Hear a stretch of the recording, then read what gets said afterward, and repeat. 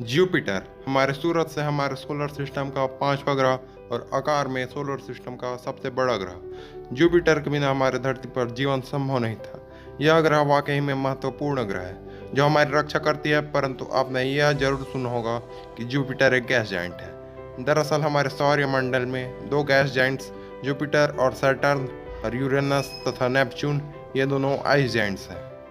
Jupiter करोड़ों वर्षों से हमारी धरती की रक्षा करती आ रही है। अपने शक्तिशाली गुरुत्वाकर्षण से यह धरती की ओर आने वाले पिंडों को अपनी तरफ खींच लेता है।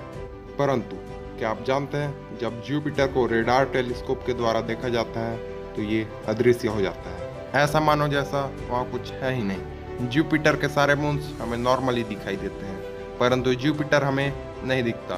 पर ऐसा क्यों? क्या जुपिटर पूरी तरह से खोखला है, या अगर हम इसके एक छोर से अंदर जाएं तो दूसरी छोर से बाहर आ जाएंगे?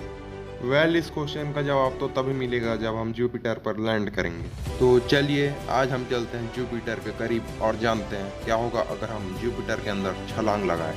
तो हेलो फ्रेंड्स, मैं हूं आपका दोस्त और होस्ट, और आप देख रहे हैं हमारा चैनल ऑल अबाउट अमेजिंग। और आइए दोस्तों, हम स्टार्ट करते हैं आज के इस एपिसोड को। 7 जनवरी 1610, जब इटालियन एस्ट्रोनॉमर गैलीलियो गैलीलाई ने अपने टेलीस्कोप को जुपिटर की ओर केंद्रित किया, तब उन्होंने देखा कि जुपिटर के पास कुल 4 मून हैं जो कि जुपिटर का चक्कर काट रहे हैं। इससे गैलीलियो को आभास हुआ कि असल में हमारी पृथ्वी केंद्र नहीं है, बल्कि अंतरिक्ष में प्रत्येक ऑब्जेक्ट एक दूसरे ऑब्जेक्ट का चक्कर लगाता है। जुपिटर आकार में बहुत ही बड़ा है। इसका मास सूरज के मास का 1/1000वां हिस्सा है, लेकिन सौरमंडल के सभी ग्रहों के मास को जोड़ने पर भी इसका मास उस संयुक्त मास का 2.5 गुना है। यानी जुपिटर सभी ग्रहों की तुलना में काफी बड़ा है। इसके अंदर 1300 पृथ्वियां आसानी से समा सकती है। जुपिटर के इतने बड़े आकार और अद्भुत गुरुत्वाकर्षण के कारण जुपिटर ने हमारा ध्यान हमेशा से अपनी ही ओर आकर्षित किया है, परंतु इसे अच्छी तरह से जानने के लिए हमारा इसके करीब जाना बहुत जरूरी था, क्योंकि किसी भी वस्तु की पढ़ाई करने के लिए उसके नजदीक जाना बहुत जरूरी होता है। तो इसी वजह से मनुष्य भी जुपिटर को करीब से देखने की तैयारी में लग गए, और फिर फाइनली 18 अक्टूबर 1989 को गैलीलियो स्पेस को लॉन्च किया गया। वो स्पेसक्राफ्ट है जिसे खास तौर पर जुपिटर के करीब से जानने के लिए बनाया गया था। 7 दिसंबर 1995 को गैलीलियो स्पेसक्राफ्ट जुपिटर के ऑर्बिट में दाखिल हुआ। जुपिटर के शक्तिशाली मैग्नेटिक फील्ड के अंदर जुपिटर का मैग्नेटोस्फीयर अपने आप में एक करिश्मा है। इसे पहली बार पायोनियर 10 स्पेसक्राफ्ट के जरिए 1973 को ऑब्जर्व किया गया था। इसके बाद साल 1979 को वॉयेजर स्पेसक्राफ्ट जुपिटर के करीब से गुजरा था, और हमें इससे इसके मैग्नेटिक फील्ड की अच्छी जानकारी मिली। हमें पता चला जुपिटर का मैग्नेटिक फील्ड हमारे अनुमान की तुलना में काफी बड़ा है। इसका मैग्नेटिक फील्ड सूरज की तरफ 70 लाख किलोमीटर के रेडियस में फैला हुआ है, और सूर्य से उल्टे तरफ यानी इसके अपोजिट डायरेक्शन में यह करीब करीब सैटर्न के ऑर्बिट तक फैला हुआ है। ये मैग्नेटिक फील्ड सूरज से आने वाले सोलर विंड्स को रोकता है। जुपिटर के मैग्नेटोस्फीयर के साथ साथ वॉयेजर मिशन में हमें ये पता चला कि जुपिटर का एक मून ऐसा भी है जो कि गर्म लावा में तप रहा है, और वहीं दूसरा मून अत्यंत ठंड मोटे बर्फ से ढका पड़ा है। परंतु ऐसा क्यों, इसे किसी और वीडियो में जानेंगे। लेकिन जुपिटर के मैग्नेटोस्फीयर ने वैज्ञानिकों को भी चौंका दिया था। आखिर दैत्य का गैस के गोले में इतनी ताकतवर मैग्नेटिक स्टॉर्म कैसे पैदा हो सकते थे? जुपिटर के एटमॉस्फेयर में अप्रोक्सीमेटली 75% हाइड्रोजन और 24% हीलियम और 6% बाकी के एलिमेंट्स जैसे कि methane, water vapour, ammonium, silicon based compounds, carbon, hydrogen sulphide, neon, oxygen, phosphate and sulphate. आखिर एक गैस के गोले का मैग्नेटिक फील्ड कैसा हो सकता है? क्या जुपिटर का भी कोई मैटर कोर है? क्या ये सिर्फ गैस का बना हुआ नहीं है?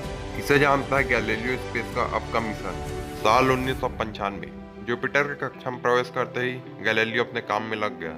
गैलीलियो ने हमें जुपिटर के चारों बड़े moons Europa, Ganymede, Callisto and आइयो को करीब से दिखाया। इसके जरिए जुपिटर के और भी अन्य चंद्रमाओं को भी देखा। वर्तमान में जुपिटर के पास 79 ज्ञात चंद्रमाएं हैं, जिसे खगोल विद्या ने खोजा। जुपिटर को करीब से देखने पर हमें इसमें चलने वाली तूफानी बादल भी देखने को मिलते हैं, जो जुपिटर के रूप को एक आकर्षक रूप देता है। परंतु इस दैत्याकार गैस के गोले में ये तूफान जितना सुंदर लग रहा है, वास्तव में ये उतना ही खतरनाक और जानलेवा है। जुपिटर के बादलों में ये दिखने वाला ग्रेट रेड स्पॉट असल में एक दैत्याकार चक्रवाती तूफान है, जो पिछले 350 सालों से जुपिटर के आसमान में चल रहा है। जी हाँ, पिछले 3.5 सेंचुरी से ये चक्रवाती तूफान 250 माइल्स पर आवर की रफ्तार से चल रहा है, यानी करीब 402 किलोमीटर पर आवर की रफ्तार से ये चल रही है। ये ग्रेट रेड स्पॉट आकार में हमारी पृथ्वी से भी बड़ा है, तो आप सोच सकते हो ये सुंदर सा लाल भद्दा कितना खतरनाक है। जुपिटर में ऐसे और भी छोटे रेड स्पॉट्स हैं। जुपिटर हमारे सौरमंडल का सबसे बड़ा प्लेनेट होने के साथ साथ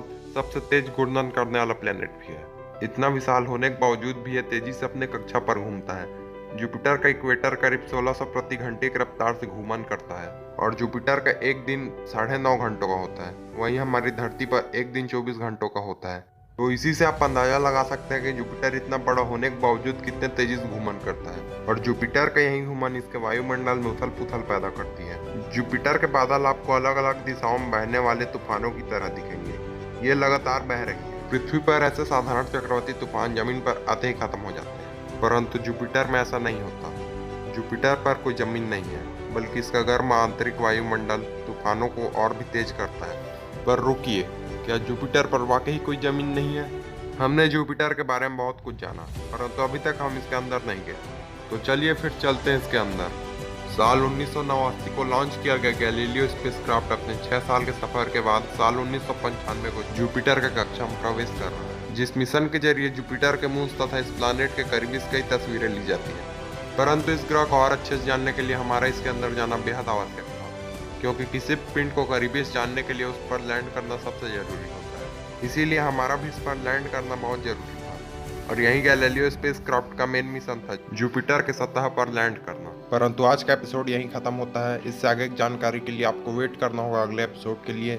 अगले एपिसोड में हम जुपिटर के अंदर दाखिल होंगे और अपने प्रश्न का हल जानेंगे कि आखिर क्या होगा जब हम जुपिटर के अंदर छलांग मारेंगे। तो आज के लिए बस इतना ही। अगर आपको यह वीडियो पसंद आई होगी तो इसे लाइक करने के अलावा अपने फ्रेंड्स और फैमिली मेंबर के साथ शेयर जरूर करें। और अगर आपने अभी तक हमारे इस चैनल को सब्सक्राइब नहीं किया, सब्सक्राइब करना ना भूलें और उसके बगल में आने वाले बेल आइकन को भी जरूर दबाएं, जिससे आपको हमारे इस चैनल पर आने वाले वीडियोस के नोटिफिकेशन मिलते हैं। तो दोस्तों, हम मिलते हैं आपको अगले वीडियो के साथ। अभी के लिए जय हिंद।